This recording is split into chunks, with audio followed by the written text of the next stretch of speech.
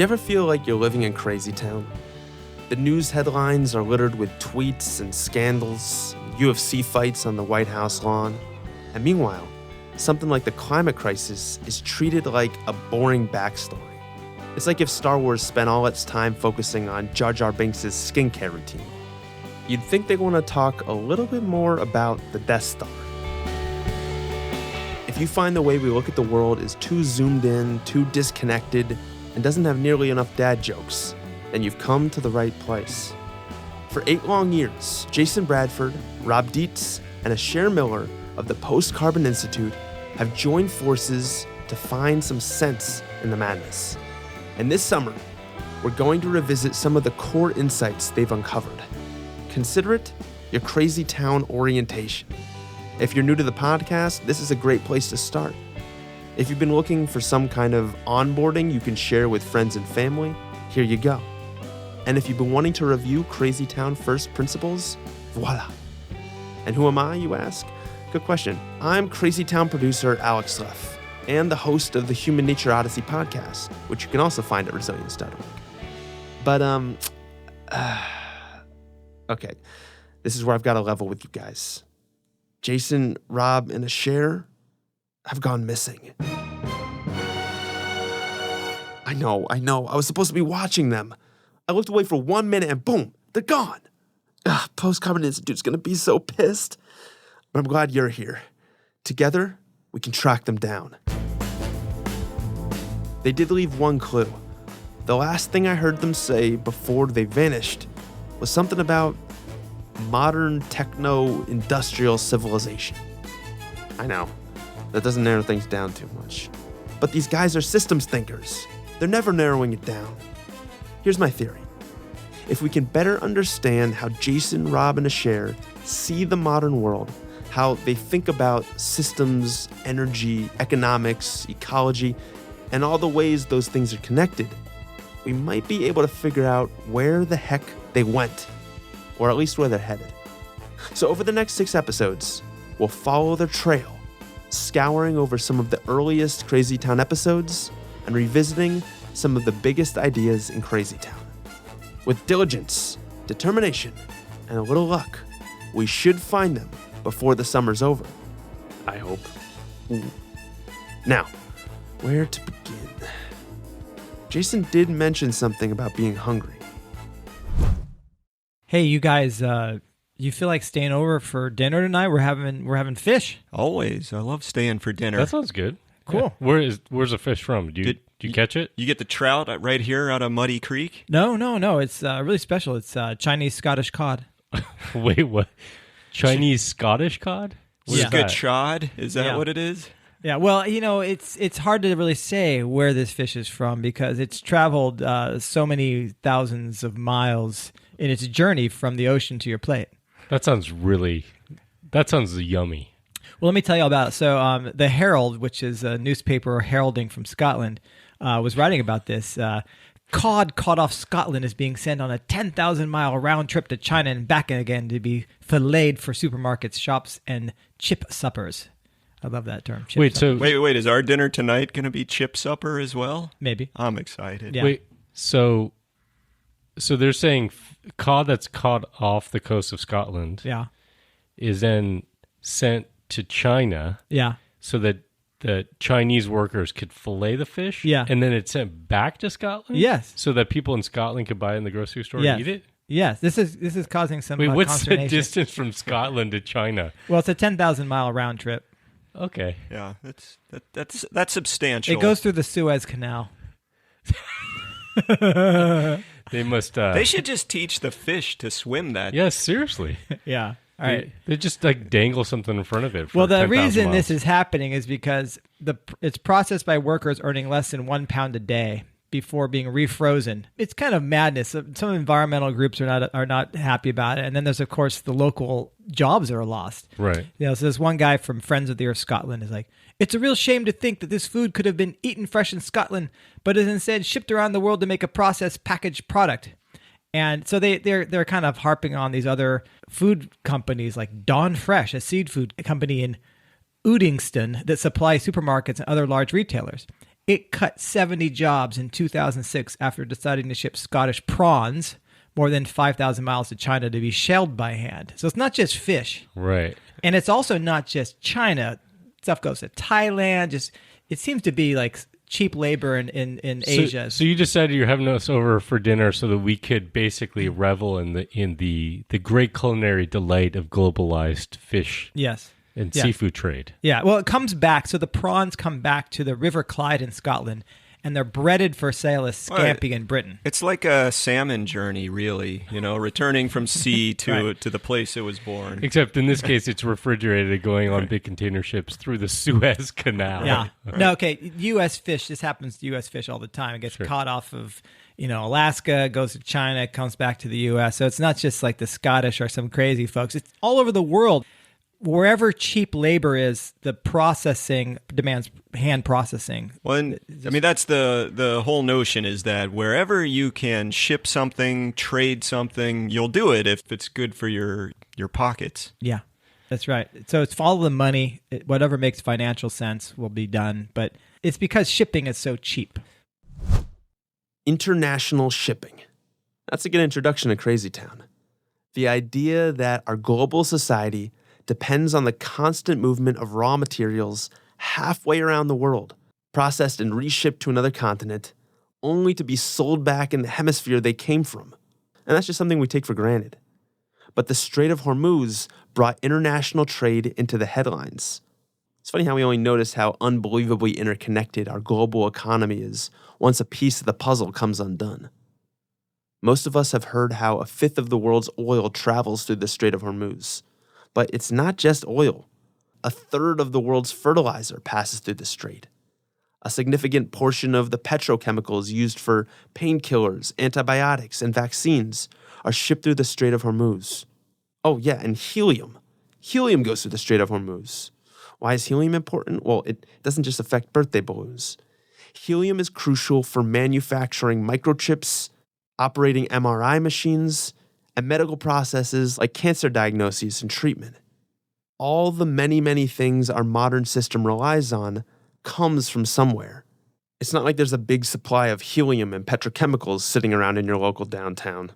They have to be shipped vast distances through our highly complex global trading system. How did it come to this? And more importantly, how does this help us find Jason, Rob, and a share? Let's look at this from the broad historical perspective for a second. I mean, why did trade grow in the first place? Seems to me that it was a way for us to just improve our lot in life, right? If you could get something that you didn't have and it was useful to you, then you'd go and trade. Spices. And humans have been trading for tens of thousands of years, probably. I mean, even if it's at a more localized level, you had tribes trading certain things with each other, and we definitely had global trade before the modern world, right? You talked about spice trade, right? There's the trading routes that, hey, we all played Marco Polo in the pool, right? That was right. That was all about global trade. Yeah. Well, and when you think about that, I mean, spice really did make your life more interesting, right? If you're eating the same gruel every day, the same Scottish Chinese cod, it'd be nice to put a little lemon pepper on that or something. And there are also preservatives, spices that were used for preservatives, which wasn't just about like, hey, this tastes better. It was actually about preserving food before refrigeration. Right. So there was really important. Yeah. So there is like the dopamine hit, the novelty factor, but then there's some useful stuff. So I'm thinking like around here, there's obsidian in artifacts from Native American. Yeah, this volcanic glass rock, right? Just like pure black glass almost. And the closest obsidian source is a few hundred miles away or something, so maybe not quite that far. But anyway, they had to trade for obsidian, and that improved their ability to hunt and to cut things and process. Yeah, you can make these razor-sharp arrow points and surgery knives. With obsidian. Yeah, they still do, right? I think they might. Yeah. So there, it's fine to do this maybe to some point, but now it's sort of huge, right? Like phosphorus is primarily sourced from Morocco and sent around the world as fertilizer. What's the base product that the phosphorus is in? It's a rock. It's a high concentration of phosphorus in a rock called rock phosphate, which then gets shipped, mined and then shipped and then turned into superphosphates in fertilizer factories and then put on farmland. Okay, so I think we can all agree that there are some upsides to establishing trade, and we've got probably a somewhat positive history with it, but things seem to have grown to the extreme. Let me just say there's also a dark history to global trade as well, right? Talking about Certainly. The trade of the enslavement of people, right? And then you also think about, especially with the new, quote-unquote, New World, bringing gold and silver and other things back to Europe. Or the commodities like sugar, doing these sugar cane plantations. But yes, I mean, obviously trade was established because it provided some value to the people that were initiating the trade. Sometimes it's a one-way value, but sometimes it's two ways, right? I think it's important, though, to recognize that things are different now, right? And maybe it's just that it's all been taken to the extreme. You know, we've always been doing global trade, but now we have a situation where you could actually justify somehow or make it work out, you know, economically to do the batshit insane stuff that you're talking about, Jason, like with the cod and the prawns. And it's interesting to think about what the change is there, right? It's funny that you say batshit crazy, because that was one of the commodities too, was batshit, right? Yeah, literally. Yeah. Guano. Bird and bat. So that's the thing, is that it grew to the extreme. Why did it do that? I mean, one's just cheapness, right? Like you were talking about with people who are working at a really low wage. It's cheaper somehow to do all that shipping. Comes down to the economics. What is the most cost-effective thing for the companies that are doing this? Right. And labor is their biggest cost. Yeah, in a country like Scotland or like the U.S., labor costs tend to be high in these sort of quote-unquote developed nations. Right. I think there's also technological changes that have happened, and some of those have to do with satellite tracking and computers to be able to sort of track inventories that allowed them to ship a lot more things. The big one, obviously, is the container. Yeah. Right. Yep. That's the invention. Yeah, I think Thomas McLean was the guy, the truck driver, was kind of like, had the epiphany one day while he was waiting to get his truck unloaded. He's like, they should just take the whole back of my truck, you know? And right. Then, really? Yeah, and the idea of the shipping container. Yeah, so instead of you have to open up the back of the truck and take everything out by hand, right?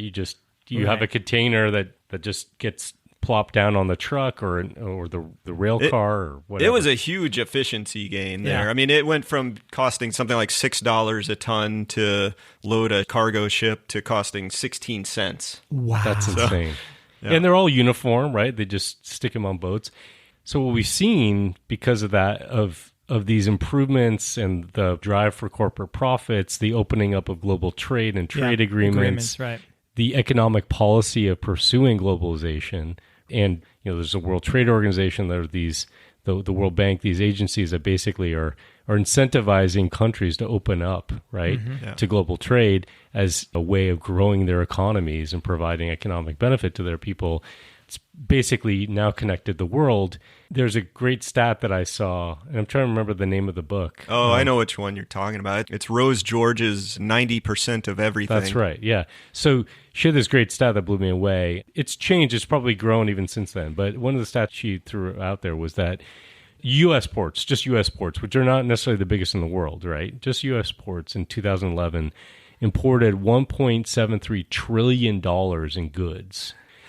And just to put that in perspective, that's 80 times all U.S. trade across the board 50 years ago. This stat it was in her book, but it's current still, is 90% of the things you buy arrive by a container ship. Yeah, that's right from the title of her book, right? Yeah, 90% of everything. Yeah. And so there's 20 million containers moving around the seas at any given time. 20 million. Yes, and there's usually about 20,000 containers on the biggest ships. And there's 51,000 ships in the maritime fleet. So there's 51,000 ships going around the world with 20 million containers on them any one time. Think about that. You said 20,000 per ship. Yeah. Like, so Have you ever seen one of those containers? Oh, yeah. They're amazing. Okay, so if Jason wanted Chinese Scottish cod, that means maybe they went to China or Scotland or any of the countries container ships go to. What did they say? 90% of the things we buy arrive by container ship? Oh man, why do we have to do everything on such a big scale? I get it. Modern global trade is clearly a vast system requiring incredible coordination, infrastructure, and technology. Conventional wisdom tells us that this is an efficient system, a system that's working. But what if the way we've structured global trade doesn't make nearly as much sense as we believe? Well, okay, so trade has gotten massively huge. I think we agree on that point. And we said there were some upsides, but there's clearly some downsides as well. And for your benefit, we've kind of put these into some categories. And I wanted to start with one that I call insane trade. We got to pull this from our favorite economist, Herman Daly, the famous ecological economist. One of only a few economists that we actually like. Right. Right. It's a favorite economist is a short conversation, isn't it? It's a small meeting room that we need to have. Right. So Herman Daly has this take on this illogical, inefficient, kind of insane trade. And he says that the U.S. imports Danish butter cookies and Denmark imports U.S. butter cookies. So the cookies cross each other somewhere over the Atlantic if you're Are they waving to each other? Right. And, he says, okay, consumer theory would say you can get some gains from trading these commodities because you're expanding the range of consumer choice, maybe for the butter cookie connoisseur or something. Yeah, the Danes love our butter, and we apparently love theirs. Right. But he blows up the argument there by just saying, couldn't we just trade recipes? Wouldn't that be easier? Right. And that's the problem. You can't with the laws. It's hard to actually. Right. They're all intellectual property on butter cookies. The butter cookie property law. But there's also that is a cutthroat industry. By the way, I do have a butter cookie lawyer if you need one. Yeah. She's really good. But even this idea that we're better off with more choices is complete bullshit, because all these other studies have shown, which jam should I buy? And you're staring at this giant supermarket, and there's 80 varieties of jam. Your personal satisfaction is just in a tailspin. Right. So you waste 15 minutes doing this complex calculations on sort of the optimization of your jam purchase. It's shit. Just give me 5 flavors and 2 brands, and I'm done. Or one flavor and one brand, you might even be done. Maybe, right. But no, instead we just think, more is always better. But no, it just floods your brain with this terrible decision. Okay, well, let's go to our next category. That's insane trade, which Herman Daly has laid out so nicely. Well, I got one even worse, I think. Well, maybe not. I don't know. They're all bad. Frivolous trade. And this is the rubber duckies that fill container ships, right? What crap? Why are we taking precious resources and turning them into disposable plastic junk and shipping them around the world? Yeah, you remember the rubber duck tragedy of 1992?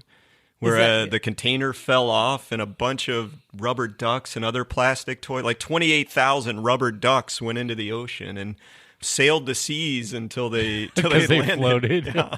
Oh my gosh, we're free! Right? Yeah. Run away! Wasn't there swim away? Wasn't that the research boom? Highly visible products that landed in one spot. Yeah, now they will follow them. They actually learned some things about ocean currents. Right. See, you talk about that as a downside. I think there's clearly an upside to having plastic shit floating around in the ocean. For every rubber duck, there's also a rubber dog poo out there as well being traded. Do they float as well?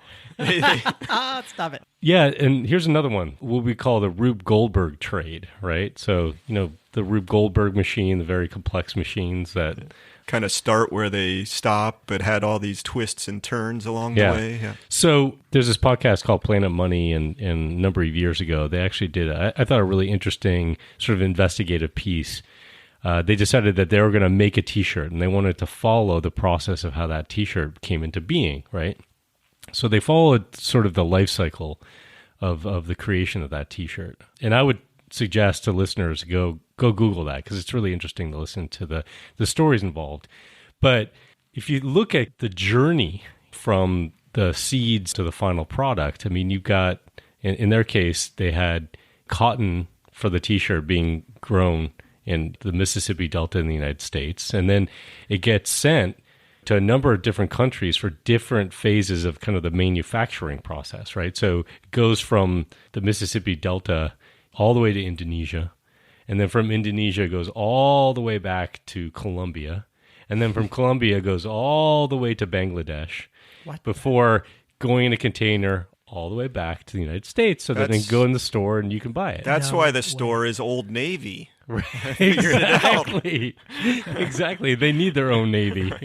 So even if you can't travel the world, at least your shirt, the T-shirt on your back has been everywhere. Well traveled. Yeah. And of course they do that because it's efficiency and particularly labor efficiency, right? And that's a T-shirt with not much in the way of raw materials. Like, what does it take to make a modern car? Like, how many? What's the Rube Goldberg index on that? Sure. Yeah. You can take one major part in that car, and you're gonna have a story like this, and then just multiply that by all the different. Right. Oh my gosh. Okay, well, so from Rube Goldberg, let's get to another kind of downside of trade, which is this problem we have where the impetus to trade leaves more and more lands around the world vulnerable. So, the folks with money are looking for more money. They're looking for opportunities. So there's an opportunity, say, to grow palm oil in Borneo, and you chop down the native forest and kill off all the biodiversity there. Maybe most tragically, orangutans are getting decimated. If you didn't have this huge international network of trade, that wouldn't happen. There wouldn't make any sense. And that is just one tiny example. Oh, the Amazon rainforest right now is being decimated to expand corn and soy production, which is basically to feed pigs and chickens in usually like China and Europe. Well, and corn and soy in the Amazon's got to require all kinds of agricultural inputs from all over the world. Yeah, right? it's massive chemical use. The soils are crappy for growing anything. Okay, it's just cheap land and decent weather and good rainfall, but the soil is really like leached out, and so the fertilizers required are enormous. Way more fertilizers used to grow corn and soy there than would be like in good soils like in the Midwest of the U.S. So it's just because also then you've got this cheap fertilizers also made from fossil fuels that also can be shipped all over the world. Okay, so global trade is a massive endeavor. And while it may be incredibly profitable for shareholders and convenient for consumers, it might not be as efficient as we believe. But how do we even create all this in the first place? How is it possible to move all these materials, products, and fish around the globe? But here's what's interesting to me is like you add up the fuel, 2.1 billion barrels of fuel annually are used in the shipping industry. 2.1 billion barrels, which for perspective, that's about 6% of kind of contemporary global oil production. That's a pretty high percentage for that single industry. Right. Although bad pun, but it fuels so much of the rest of economic action that's going on around the world. Yes. And of course, a lot of that is driven by the cheap energy behind that. Yeah, that's our usual suspect. It's always going to come back to that. We have cheap and easily available energy that can drive cargo ships, can drive trucks, can drive the planes and automobiles where all this stuff is circuiting the earth. Yeah, I mean, if they had to do it by sails, there's a limit to how many containers you could put on one of those boats. Yeah, or you're riding your bike down the street carrying the refrigerator. Some people do that. It's pretty amazing. Yeah. Okay. Cheap energy. This is absolutely key to understanding Crazy Town. We take it for granted, but none of this would be possible without fossil fuels. The whole system is built on and powered by cheap energy. But because fossil fuels have been so abundant and cheap, we barely recognize just how incredibly valuable they are, or even where they come from. I think we're onto something. This is exactly the kind of rabbit hole Jason Robin Asher would disappear into. Well, this algae died for us, right? Yeah. This algae died first. Is that a little like Jesus died for us? But wait. Are you talking about how the fuel was made? Yeah, I'm going way back in time. I thought somebody just put it there. We got to be respectful. The dinosaurs put it there. Okay. Yeah, and dinosaur blood and algae all kind of commingled, and it got trapped, and the stuff is precious. This idea that this shit is so cheap, right? That nobody even thinks twice about the fact that like they're literally burning old ancient sunlight, right? Sitting there, twiddling their thumbs, playing video games on their phone. That's a God-given American right, boy. Can I kind of lay down some information here? Sure. Yeah. Okay. So I'm trying to give people that don't have a perspective on this a perspective. All right. So ancient Egypt, you guys heard of that place? It's kind of like the Bay Area, right? It used to be. It's like, the future Bay Area. Silicon Valley, a lot of sand there. It was the original. It was the original like civilization. And in ancient Egypt, there were about 3 million people during the time of the pharaohs and all the pyramid building, when all that big action happened. Yeah. So 95% of the people grew all the food for the 5% that could be pharaohs and the pharaohs, minions, and could build the pyramids. Oh, so you're counting in the 5%, the pyramid builders. Yeah, there were about 100,000 of them at a time. Right. Who probably weren't like... They were aliens, right? I think the aliens did build the pyramids. Yeah. They. It's not like they were part of that set of the elite, like the pharaohs. I think they usually were worked to death within a few years. Right. But you fed them. You had to feed them. Sure. A few thousand calories a day. That was the surplus from the people who were actually doing the work for the rest of society. And it would take about 20 years to build a pyramid or something like that. So like think of 100,000 people working for 20 years for your average pyramid. Right? And then today you can take there's a guy that wrote a book about this, and he did this stat. It was great, a 2004 book. And the stat was one flight from New York to Cairo uses as much energy as it took to build one of those normal pyramids. It's called the step pyramid. Aha! Maybe they went to the pyramids. Or took a flight from the pyramids? It's pretty crazy to consider. One flight from New York to Cairo uses as much energy as was used to build the pyramids? It's kind of confusing because what do we mean the energy used to build the pyramids? It wasn't energy, it was human labor. But I guess human labor is a form of energy. We don't tend to think of human labor as energy, but imagine someone generating electricity by pedaling a bicycle. It's their actual muscle power turning the gears that creates the electricity. And the human body can't generate nearly as much power as we might think. The Crazy Town guys have talked about this before, about how this Olympic athlete named Robert hooked up his bicycle to a toaster to see if he could generate enough electricity to toast a piece of bread. But after a few grueling minutes of pedaling, he could barely get the bread toasted even a little. That's why it took so long to build the pyramids. The pharaohs had to rely primarily on human labor. But today, CEOs can erect skyscrapers 10 times as tall in just a year or two because they have access to something far more powerful than human labor. They have access to fossil fuels. It's almost inconceivable thinking about like human labor. We're talking about the average output a person can put out, which is something like 70 watts. And you extrapolate that over the course of a full day. Basically, you take a barrel of oil, right? And if you run the numbers, it's the equivalent of 11 years worth of human labor, right? Yeah. Working full time, over 2,000 hours a year, right? You get a little vacation time in there. Sure. Nobody thinks about that. Nobody. How could you possibly imagine that this thing, right, which, by the way, us burning it is ruining our chances of actually inhabiting this planet. But putting that aside, how could you possibly imagine this thing is so incredibly valuable? And the world right now consumes about 100 billion barrels of oil equivalent, right? It's not all in oil, but if you equate it to barrels of oil... Then you take so many lumps of coal equal a barrel of oil. Exactly. Okay. Or even renewable energy. So 100 billion barrels of oil per year is what we're consuming, right? Right. So 100 billion... Times 11 years. Times 11 years. 1.1 trillion years of human labor a year that we're consuming in energy. I have no clue what that means. It means a lot. It's inconceivable, right? Yeah. So the universe isn't that old. No, the universe not is even not close. that old. Okay, so our modern world system depends on constant international shipping and global trade, which is only possible because fossil fuels provide us with more energy than ancient civilizations could have possibly fathomed. It's more energy than I can fathom. But we're getting closer to the core of Crazy Town, to where Jason, Rob, and Asher are coming from. But if we fully want to understand how they see the world, let's first understand what the opposite perspective would be. I found our bizarro version of Post-Carbon Institute.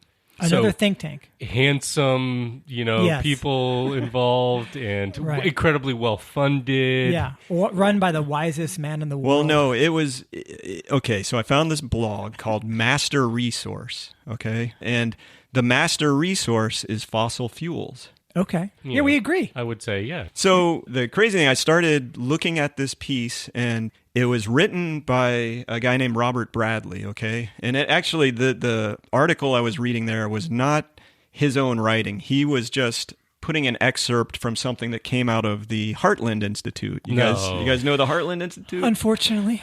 So for folks who don't know, Heartland Institute is a quote-unquote think tank, and they basically have gotten funding from fossil fuel industry to try to cast doubt on climate change. Robert Bradley posts this excerpt from the Heartland Institute, and it says some stuff that I think we would all agree with, okay? Like it says, fossil fuels have made possible all these transformative technologies like nitrogen fertilizer, concrete. True.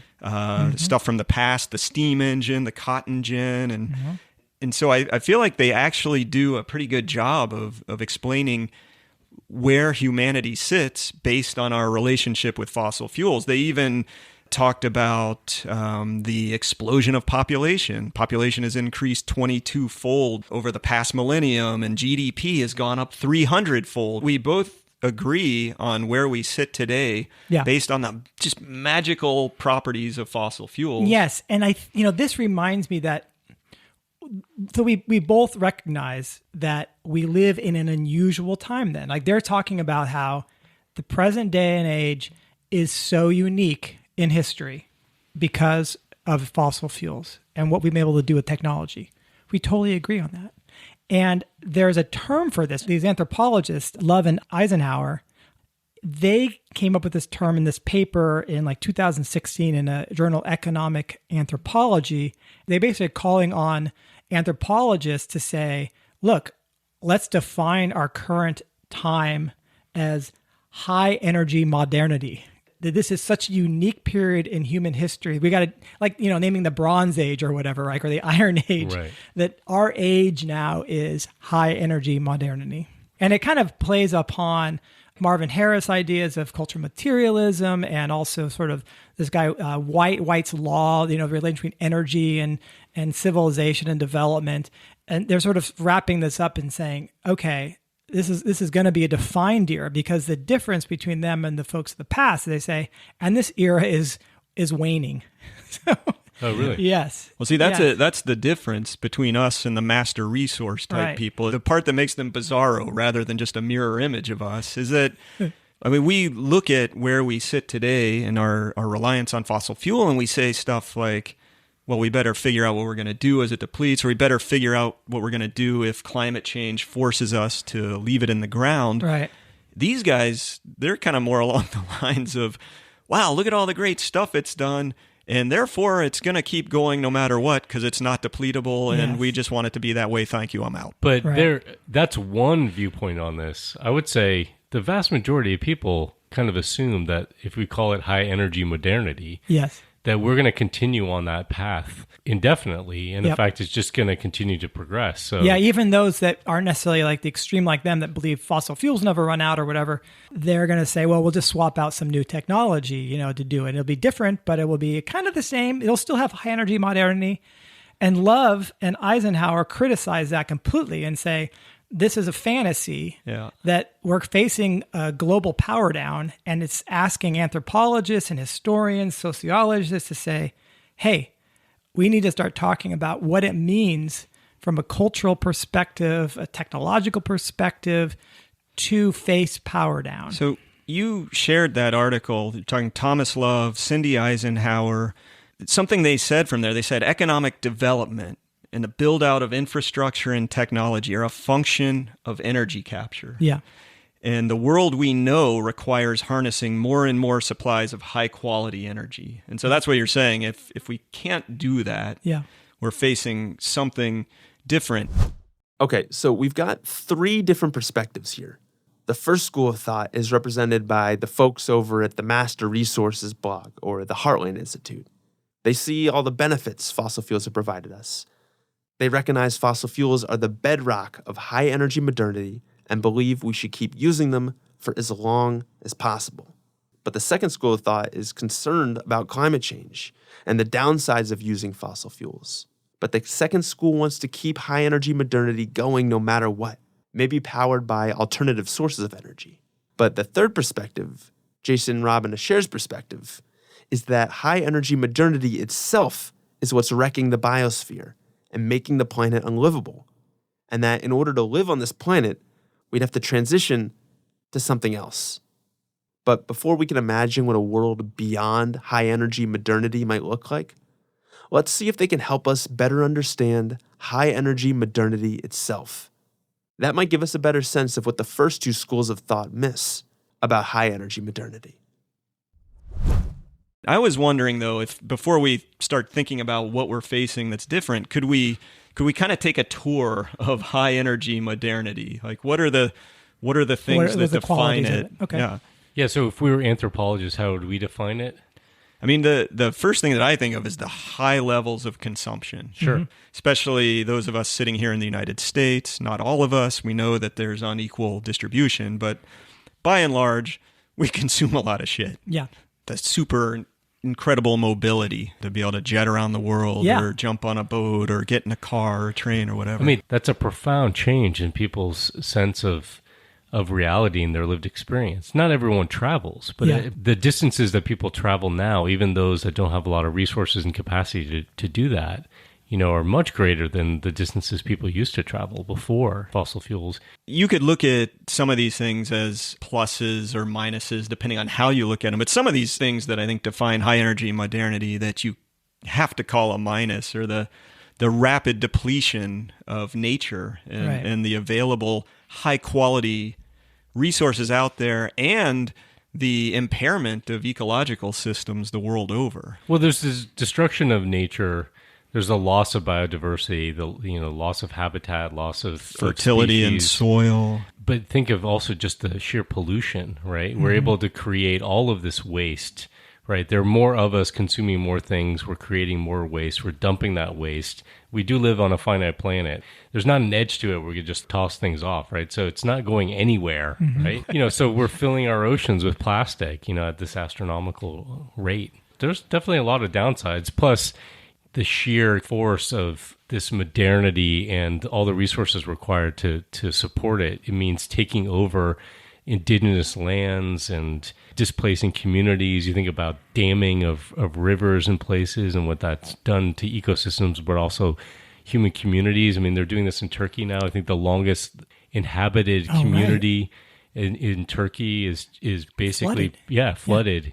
Permanently inhabited for over 10,000 years. Well, I think that's the main difference. And, we started this with, we're kind of opposites with the Heartland Institute and it's that we're willing to look at what's actually happening, the good and the bad. Mm-hmm. Whereas for some reason, they've got some weird cognitive dissonance where they can't imagine the notion that society may need to power down, that maybe we've grabbed a little too much, exploited a little too often, or a lot too often. They're maybe focusing on just sort of the positive elements of it. I think some people focus on the positive, some people focus on the negative. A lot of people are very aware of the downsides of fossil fuel use, right, in extraction.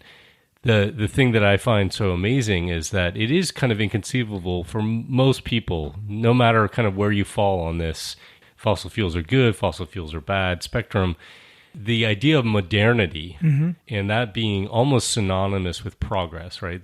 These ideas, it's really hard for people to imagine that going away. Right. Everything has got to get better and faster, bigger, more options. Now we're talking about autonomous self-driving cars, and technology is going to awe us even more. Right, we're going to live in shining cities, and maybe they'll be solar powered and wind powered, and maybe there's going to be rooftop gardens or something like that. And most of them won't even be on this planet, right? They'll be floating in space. Yeah, Jeff Bezos thinks that to deal with these issues, we're going to have trillions of people in space and harvesting the moon. Not trillions, just trillion. Oh, just one Don't trillion. exaggerate. Excuse me, I'm sorry. Come on, jeez. It's ridiculous. Yeah, it's not fair. New meaning of harvest moon, huh? Exactly. Yeah. Yes. Neil Young, I don't think is a subscriber to this. Okay, So Jason, Rob, and Asher see that high-energy modernity has a limited lifespan, that it's inherently unsustainable. Does that mean they're rooting for its collapse? Should I be looking for them in Ted Kaczynski's cabin? Or do they have a different perspective? Well, so, our worldview is you got to look this stuff in the face. You got to prepare for the realities. So I wanted to ask you guys, if high energy modernity is not something that can be maintained, if it was a one-time gleeful bounty of fossil fuel and it's going away, what are you guys going to miss? I mean, honestly, I'm going to miss out-of-season imported fresh produce.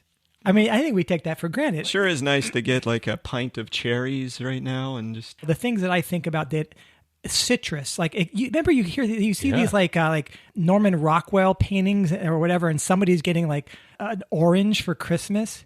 I can get an orange anytime I want, and I get bags of it, and avocados, for God's sake. I'm not talking about like a durian from Malaysia. I'm saying like these things are now you're freaking me out because forget oranges. What about coffee? Oh my Dude, God, I forgot about coffee. I don't know that I could survive that. You're going to have to find a new stimulant, like throwing dirt in your eyes or cold water bath. Ripping Getting out. kicked in the balls first thing in the morning to wake up. Keep a pair of pliers by the bed so you can rip a tooth out or something. Yeah. That will only last so long. Right, How many days is you only that? get 30 days or so. That's not renewable. Right, Come on. right. Yes. No, actually, that would be pretty bad. If I can get serious for a second, I take medication every day for my thyroid. If I don't take that medication, I could die, right? I gotta say, I like having, there's a lot of downsides to our modern health system. Right. There's certainly downsides to the pharmaceutical industry. But the fact that I can get synthetic thyroid supplement and I can go down to the pharmacy and pick that up every 90 days to keep me alive, I kind of appreciate that. Yeah. Yeah. Oh, God. There are things that we have gained from this anomalous period in human history. Our colleague Richard Heinberg talks about, humanity having won the energy lottery, right? Yeah. And there's a lot of waste and frivolity that came with that. But there are things that at least coincided, if not were directly caused by having this abundant energy, that I would be really worried about us losing. Right. This is where the opposites of us, the master resource types, they don't deal with it. They just say, "Oh, we'll just continue. Technology will solve it." It's non-negotiable. But what we're saying is, that there are things we want to hang on to, and let's pay attention and make sure that happens. And so it's not like the three of us can sit here and tell anybody how that's going to happen, but at least we have a good idea that what we should prepare for is first valuing those things, making sure that we have a shared value about that, and then trying to figure out how do we hang on as we localize, as we power down, as we get smaller. Well, we've successfully traced Jason's fish around the world. Unfortunately, we've made significantly less progress locating Jason or Robin Asher. The good news is we're starting to understand the world they disappeared into. And that world turns out to be a lot more complex than it first appears. Which makes me think that next time we should probably investigate complexity itself. Hopefully before Post Carbon Institute realizes I've lost 3 podcast hosts. If you have a theory on where Jason, Robin, and Asher went, please share it in the comments or send us an email, crazytown@postcarbon.org. You might just help solve this mystery. That's our show. Thanks for listening. If you like what you heard and you want others to consider these issues, then please share Crazy Town with your friends. Hit that share button in your podcast app or just tell them face to face. Maybe you can start some much needed conversations and do some things together to get us out of Crazy Town. Thanks again for listening and sharing. Crazy town, da, da, da, da, da, da, da, crazy town.